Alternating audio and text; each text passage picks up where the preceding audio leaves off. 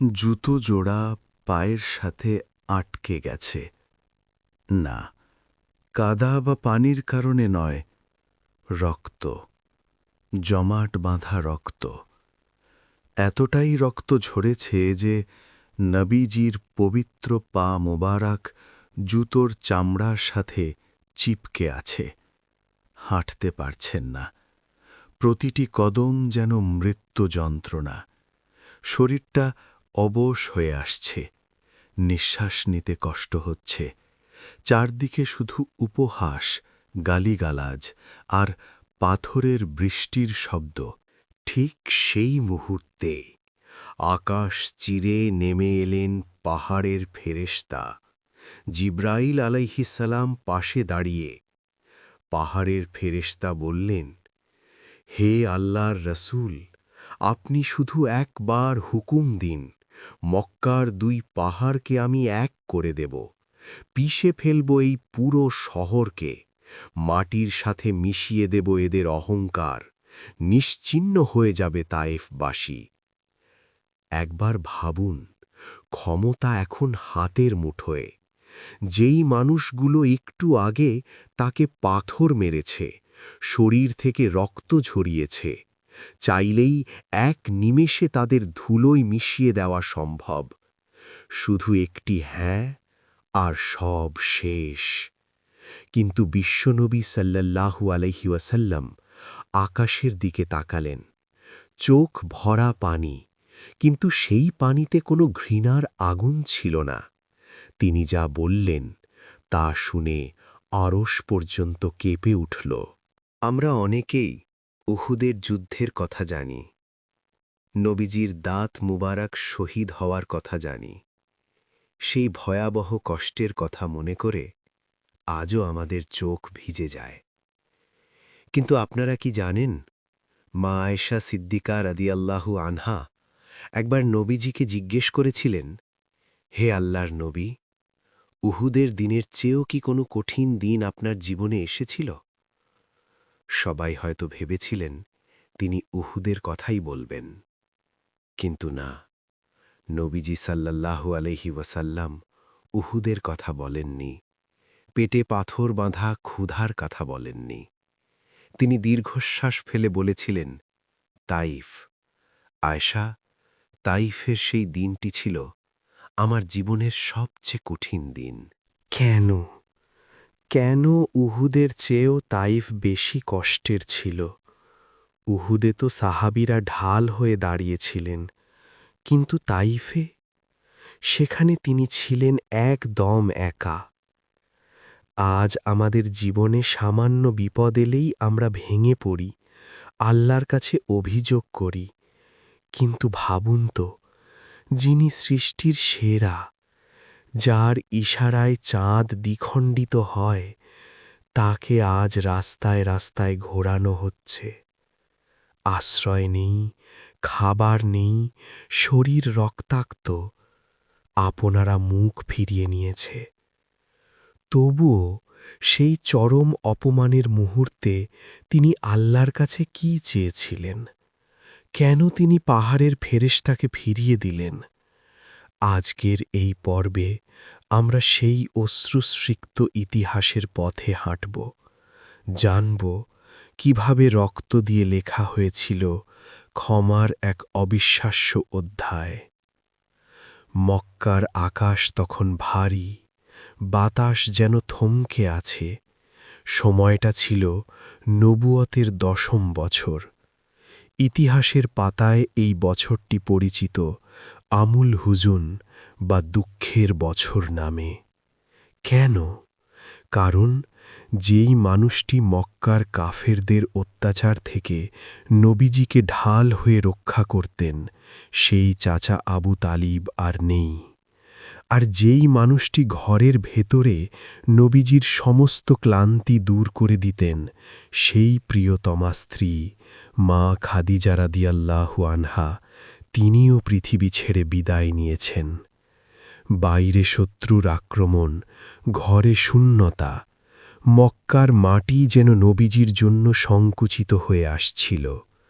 কুরাইশদের নির্যাতন চরমে পৌঁছাল। রাস্তায় বের হলে ধুলো ছুঁড়ে মারা হচ্ছে, সিজদায় গেলে উটের নাড়ি ভুড়ি চাপিয়ে দেওয়া হচ্ছে। মক্কা তাকে চায় না। নবীজি সাল্লাল্লাহু আলাইহি ওয়াসাল্লাম ভাবলেন, মক্কার মাটি যেহেতু শক্ত হয়ে গেছে, হয়তো পাশের শহর তায়েফের মাটি নরম হবে, হয়তো সেখানকার মানুষগুলো সত্যের ডাক শুনবে। তিনি রওনা হলেন। সাথে কোনো সেনাবাহিনী নেই, কোনো জাঁকজমকপূর্ণ সওয়ারি নেই, সঙ্গী শুধু একজন, পালকপুত্র যায়েদ বিন হারিসা রাদিয়াল্লাহু আনহু। তপ্ত মরুভূমি, পাথুরে পথ, মক্কা থেকে তায়েফ প্রায় ৬০ মাইলের এই দীর্ঘ পথ তারা পায়ে হেঁটে পাড়ি দিলেন। আশা একটাই, যদি একটি মানুষও জাহান্নামের আগুন থেকে বাঁচে, যদি একটি হৃদয়েও ঈমানের আলো জ্বলে।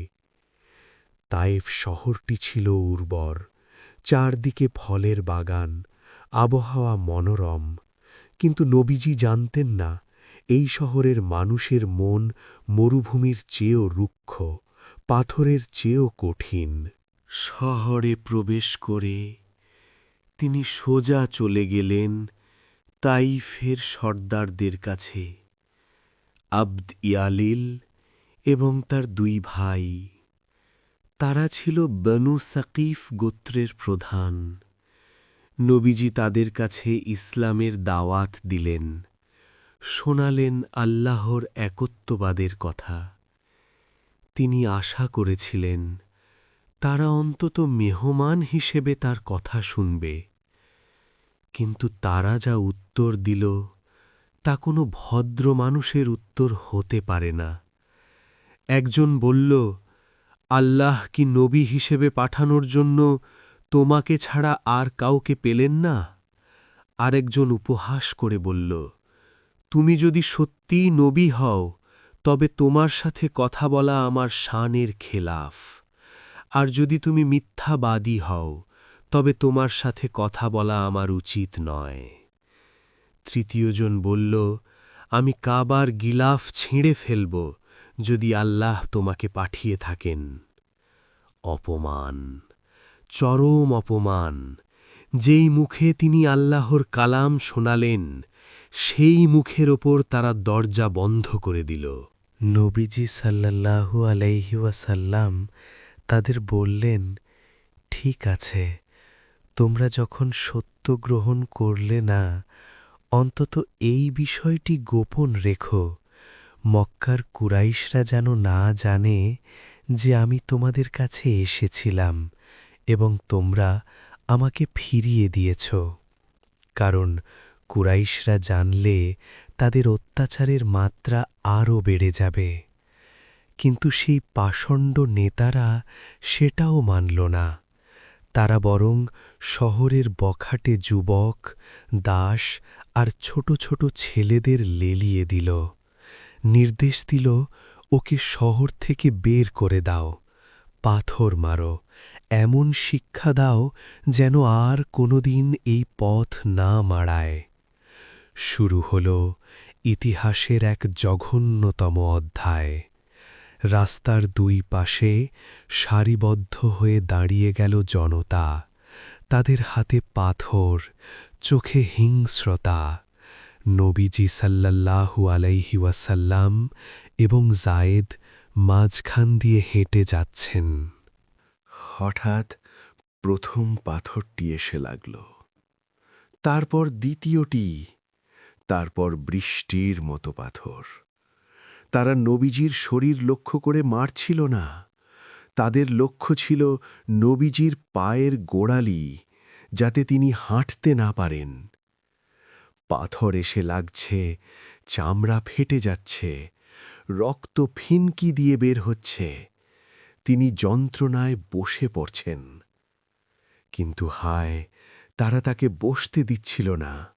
দুজন এসে তার বাহু ধরে টেনে তুলছে, আর বাকিরা আবার পাথর ছুঁড়ছে, হাসছে, তালি দিচ্ছে। যায়েদ বিন হারিসা রাদিয়াল্লাহু আনহু তিনি কি করবেন? তিনি নিজের শরীর দিয়ে নবীজিকে আড়াল করার চেষ্টা করছেন। তিনি এদিক থেকে ওদিক ছুটছেন। পাথর এসে তার মাথায় লাগছে, পিঠে লাগছে। জায়েদের মাথা ফেটে রক্তে ভেসে যাচ্ছে, কিন্তু তিনি পরোয়া করছেন না। তার একটাই চিন্তা, আমার নবীজির গায়ে যেন আঘাত না লাগে। কিন্তু পাথরের বৃষ্টি থামছে না। 3 মাইল। ভাবা যায়, প্রায় 3 মাইল পথ তারা এভাবেই পাথর খেতে খেতে পার হলেন। নবীজির জুতোর ভেতর রক্ত জমে গেল। হাঁটার শক্তি নেই, শরীরটা কাঁপছে। শহরের সীমানা পার হয়ে তারা একটি আঙুর বাগানের দেওয়ালের পাশে আশ্রয় নিলেন। বাগানটি ছিল মক্কার 2 কাফের নেতা উতবা আর সাইবার। নবীজি সাল্লাল্লাহু আলাইহি ওয়াসাল্লাম একটি আঙুর লতার ছায়ায় বসে পড়লেন। শরীর থেকে রক্ত চুইয়ে চুইয়ে মাটিতে পড়ছে। জায়েদ রাদিয়াল্লাহু আনহু নবীজির মুখমণ্ডলের রক্ত ধুয়ে দিচ্ছেন। একটু নীরবতা, চারদিকের কোলাহল থেমে গেছে, শুধু পাখির ডাক আর বাতাসের শব্দ। নবীজি সাল্লাল্লাহু আলাইহি ওয়াসাল্লাম আকাশের দিকে তাকালেন। কোনো অভিযোগ নেই, কোনো অভিশাপ নেই। তিনি হাত তুললেন। সেই মুহূর্তে তিনি যেই দোয়াটি করেছিলেন, তা যদি কোনো পাহাড় শুনত, তবে পাহাড়ও চূর্ণ বিচূর্ণ হয়ে যেত। একে বলা হয় দোয়ায়ে মুস্তাজাফিন বা অসহায়দের দোয়া।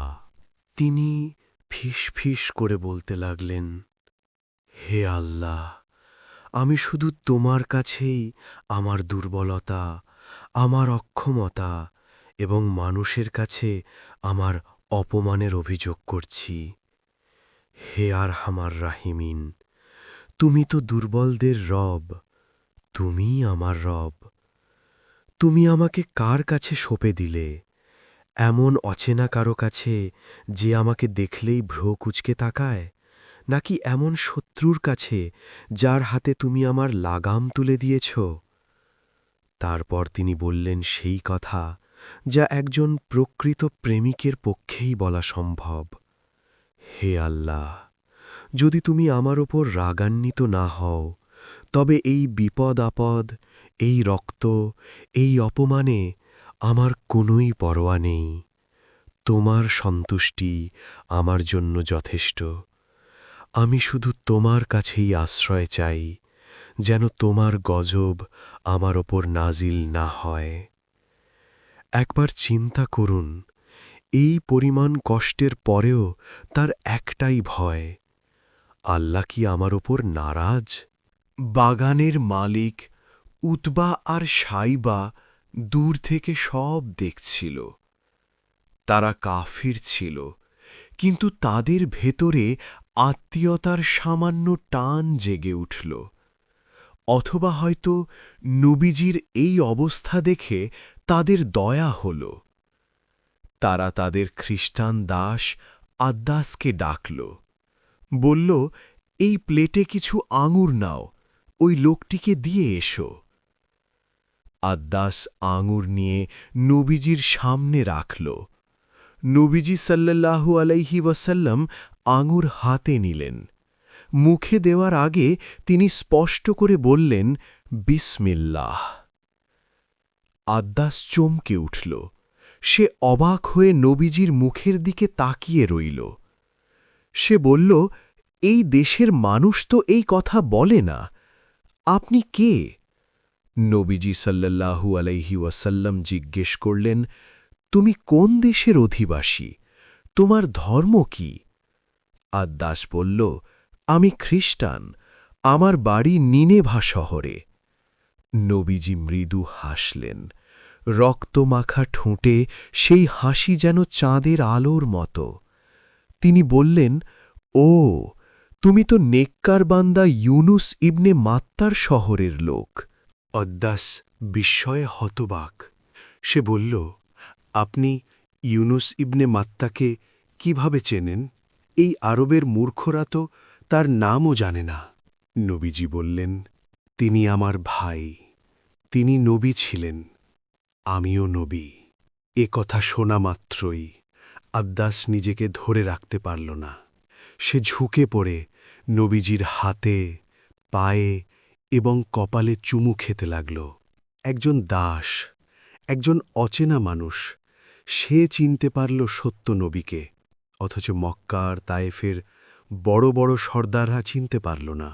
দূর থেকে উতবা আর সায়েবা এসব দেখছিল। তারা একে অপরকে বলল, নাও, লোকটা আমাদের গোলামকেও বিগড়ে দিল।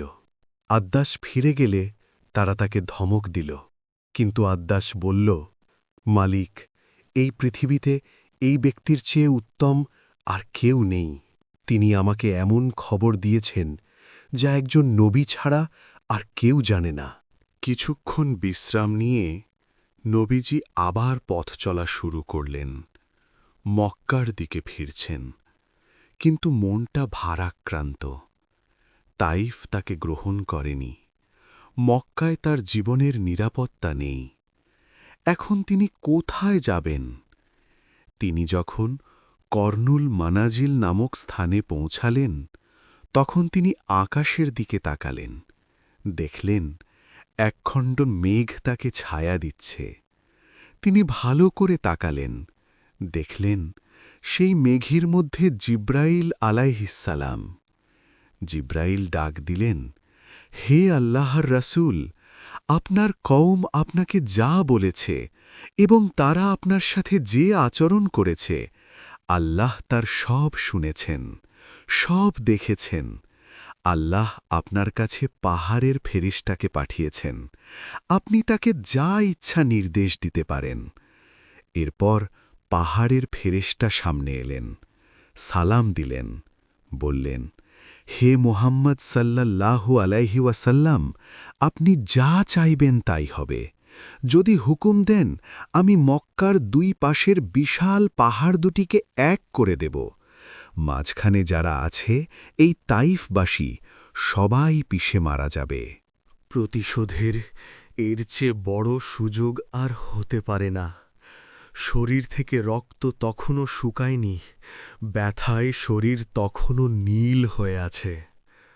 সাধারণ কোনো মানুষ হলে বলতো, হ্যাঁ, ধ্বংস করে দাও ওদের, শেষ করে দাও এই অকৃতজ্ঞ জাতিকে।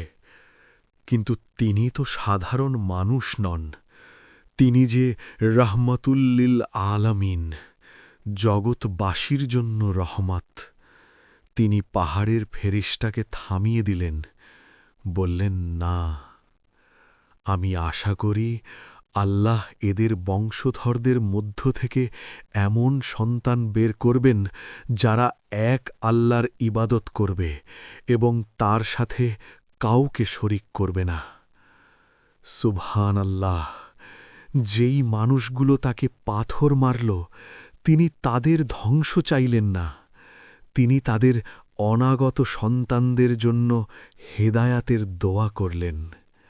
আর আল্লাহ তার হাবিবের এই দোয়া কবুল করেছিলেন। আজ তায়েফের দিকে তাকালে আপনি দেখবেন সেখানে আজ আর কোনো মূর্তি পূজা হয় না। সেখানকার মিনারগুলো থেকে আজ আল্লাহু আকবার ধ্বনি ভেসে আসে। কিন্তু মক্কায় ফেরার পথ তখনও বাকি। রাত হয়ে আসছে। নবীজি সাল্লাল্লাহু আলাইহি ওয়াসাল্লাম নাখলা নামক উপত্যকায় পৌঁছালেন। গভীর রাত। তিনি নামাজে দাঁড়ালেন, তাহাজ্জুদের নামাজ। তিনি যখন কুরআন তেলাওয়াত করছিলেন, তখন এক অলৌকিক ঘটনা ঘটল। মানুষ তার কথা শোনেনি, কিন্তু জিন জাতি তার কথা শুনল। একদল জিন সেই পথ দিয়ে যাচ্ছিল। তারা কুরআনের আওয়াজ শুনে থমকে দাঁড়াল। একে অপরকে বলল, চুপ করো, শোনো। তারা মনোযোগ দিয়ে কুরআন শুনল। তাদের হৃদয় গলে গেল। তারা তক্ষুনি ইসলাম গ্রহণ করল এবং তাদের জাতির কাছে গিয়ে সতর্ককারী হিসেবে কাজ শুরু করল। আল্লাহ তাআলা নবীজিকে সান্ত্বনা দিলেন, যেন তিনি বলতে চাইলেন, হে আমার হাবিব, তায়েফের মানুষ আপনাকে প্রত্যাখ্যান করেছে তো কি হয়েছে? আমি আপনার জন্য জিন জাতিকে অনুগত করে দিলাম। সূরা আহকাফ এবং সূরা জিনে এই ঘটনার উল্লেখ আছে। এর পরের ঘটনা আরও করুণ। মক্কায় ঢুকবেন, কিন্তু নিরাপত্তা দেবে কে? নিজের শহরে ঢুকতে আজ তাকে অন্যের আশ্রয়ের খোঁজ করতে হচ্ছে। তিনি মক্কার কয়েকজন নেতার কাছে বার্তা পাঠালেন আশ্রয়ের জন্য। সবাই ফিরিয়ে দিল। শেষে মুতাইম বিন আদি, যে একজন কাফের ছিল, সে রাজি হল। মুতাইম তার ছেলেদের বলল, তোমরা অস্ত্র নিয়ে কাবার চত্বরে দাঁড়াও, মোহাম্মদ মক্কায় প্রবেশ করবে। নবীজি সাল্লাল্লাহু আলাইহি ওয়াসাল্লাম মুতাইমের আশ্রয়ে মক্কায় প্রবেশ করলেন। তিনি কাবার তওয়াফ করলেন। মুতাইম এবং তার ছেলেরা পাহারায় দাঁড়িয়ে রইল। আবু জেহেল এসে মুতাইমকে জিজ্ঞেস করল, তুমি কি শুধু আশ্রয় দিয়েছ নাকি মুসলমান হয়ে গেছ? মুতাইম বলল, শুধু আশ্রয় দিয়েছি। আবু জেহেল বলল, যাকে তুমি আশ্রয় দিয়েছ তাকে আমরাও নিরাপত্তা দিলাম। এভাবেই নবীজি আবার মক্কায় ফিরে এলেন। দৃশ্যত তায়েফের সফর ছিল ব্যর্থ। তিনি মার খেয়েছেন, অপমানিত হয়েছেন, শূন্য হাতে ফিরে এসেছেন। কিন্তু আল্লাহর পরিকল্পনার গভীরতা বোঝা মানুষের সাধ্যের বাইরে। এই চরম কষ্টের পরেই আল্লাহ তাআলা নবীজিকে এমন এক উপহার দিলেন, যা পৃথিবীর ইতিহাসে আর কাউকে দেওয়া হয়নি। তায়েফের সেই রক্তঝরা দিনের মাত্র কিছুদিন পরেই আল্লাহ তাকে ডাক দিলেন নিজের কাছে। ৭ আসমান পার করে, সিদরাতুল মুনতাহা ছাড়িয়ে, মেরাজ। যেন আল্লাহ বলতে চাইলেন, পৃথিবীর মানুষ আপনাকে দরজা থেকে তাড়িয়ে দিয়েছে, তাতে কি, আমি আপনার জন্য আসমানের সমস্ত দরজা খুলে দিলাম। চলে আসুন আমার কাছে। তায়েফের সেই কান্না, সেই রক্ত বৃথা যায়নি। সেই কষ্টের বিনিময়েই তিনি পেয়েছিলেন মেরাজের সম্মান, আর আমরা পেয়েছিলাম ৫ ওয়াক্ত নামাজ। ইতিহাস আমাদের শেখায়, যখন রাত সবচেয়ে গভীর হয়, ভোর তখন খুব কাছেই থাকে। যখন সব দরজা বন্ধ হয়ে যায়, তখন আসমানের দরজা খুলে যায়। নবীজির এই অধ্যায়টি আমাদের জন্য এক বিশাল সান্ত্বনা। আজ আমরা যারা জীবনে একটু কষ্ট এলেই হতাশ হয়ে যাই, তারা একবার ভাবুন, আপনার কষ্ট কি নবীজির সেই কষ্টের চেয়েও বেশি? আপনার জুতো কি রক্তে ভিজে গেছে? আপনাকে কি পুরো শহর পাথর মেরে বের করে দিয়েছে? যদি না হয়, তবে কেন এই হতাশা? আল্লাহর রসূল সাল্লাল্লাহু আলাইহি ওয়াসাল্লাম যদি সেই পরিস্থিতিতেও আল্লাহর ওপর ভরসা রাখতে পারেন, তবে আমরা কেন পারব না? তায়েফের মাটি আজ সাক্ষী, রক্ত কখনো বৃথা যায় না। সেই দিন নবীজি যদি পাহাড়ের ফেরেশতাকে হ্যাঁ বলতেন, তবে আজ ইসলামের ইতিহাস অন্যরকম হতো। কিন্তু তার ক্ষমার কারণেই, তার ধৈর্যের কারণেই আজ কোটি কোটি মানুষ কালেমার ছায়াতলে। তাই আসুন, বিপদে ধৈর্য ধরি, মানুষের কটু কথায় ভেঙে না পড়ি, এবং সব অবস্থায় আল্লাহর কাছেই অভিযোগ পেশ করি, ঠিক যেমনটি করেছিলেন আমাদের প্রিয় নবীজি। হে আল্লাহ, আমি শুধু তোমার কাছেই আমার দুর্বলতার ফরিয়াদ করছি। একটু আগে আমরা যে দোয়ার কথা শুনলাম, সেটি শুধু ইতিহাসের একটি বাক্য নয়, এটি হল আল্লাহর সাথে বান্দার সম্পর্কের এক চরম মুহূর্তের প্রতিচ্ছবি।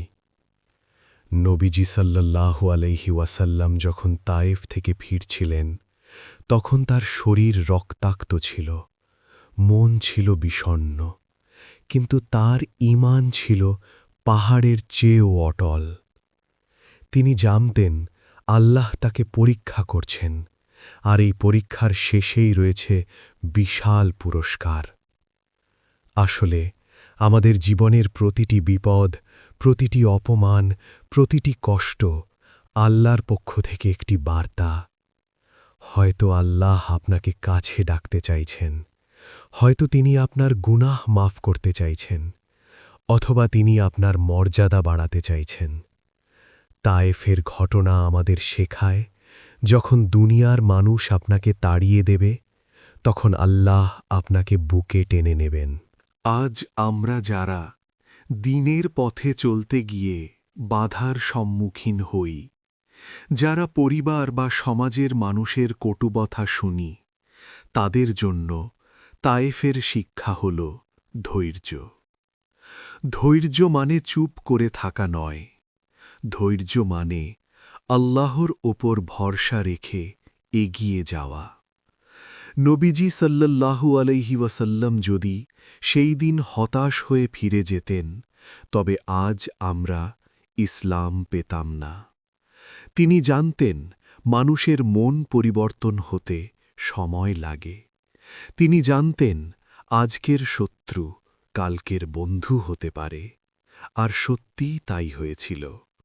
মাত্র কয়েক বছর পরেই মক্কা বিজয়ের দিন সেই তায়েফের মানুষগুলোই দলে দলে ইসলাম গ্রহণ করেছিল। সেই পাথর মারা হাতগুলোই নবীজির হাতে হাত রেখে বায়াত গ্রহণ করেছিল। সেই অভিশপ্ত শহরটি আজ ইসলামের এক দুর্ভেদ্য দুর্গে পরিণত হয়েছে। প্রিয় ভাই ও বোনেরা, আমাদের জীবনেও এমন তায়েফ আসবে। কখনো আপন মানুষ ভুল বুঝবে, কখনো সমাজ অপবাদ দেবে, কখনো বা নিজের ভুলের কারণে আমরা লজ্জিত হব। কিন্তু মনে রাখবেন, আল্লাহর রহমত থেকে নিরাশ হওয়া যাবে না। নবীজি সাল্লাল্লাহু আলাইহি ওয়াসাল্লাম আমাদের শিখিয়ে গেছেন কিভাবে কষ্টের মুহূর্তেও আল্লাহর কাছে ফরিয়াদ করতে হয়। আসুন আমরাও সেই দোয়ার মাধ্যমে আমাদের মনের কথা আল্লাহর কাছে বলি। আসুন আমরাও আমাদের দুর্বলতা, আমাদের অক্ষমতা এবং আমাদের সমস্ত অভিযোগ একমাত্র আল্লাহর কাছেই পেশ করি। হে আল্লাহ, আমাদের জীবনে আসা সমস্ত বিপদ আপদ দূর করে দাও। আমাদের ঈমানকে মজবুত করে দাও। আমাদের ধৈর্য ধারণ করার তৌফিক দাও। আমাদের গুনাহগুলো ক্ষমা করে দাও এবং আমাদের শেষ পরিণতি জান্নাতুল ফেরদাউস নসিব করো। হে আল্লাহ, তুমি ছাড়া আমাদের আর কোনো মাবুদ নেই। তুমি ছাড়া আমাদের আর কোনো আশ্রয় নেই। তুমি আমাদের উপর দয়া করো। আমিন। আজকের এই ভিডিওটি যদি আপনার হৃদয়ে একটু নাড়া দিয়ে থাকে, তবে শেয়ার করে অন্যকেও জানার সুযোগ করে দিন। হয়তো আপনার একটি শেয়ারের কারণে কোনো একজন হতাশ মানুষ নতুন করে বাঁচার স্বপ্ন দেখবে। কমেন্ট বক্সে আমিন লিখে আমাদের সাথে দোয়ায় শরিক হন।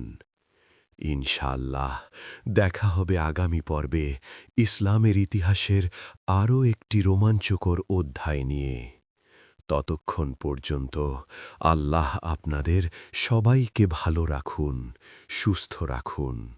আসসালামু আলাইকুম ওয়া রাহমাতুল্লাহি ওয়া বারাকাতুহু।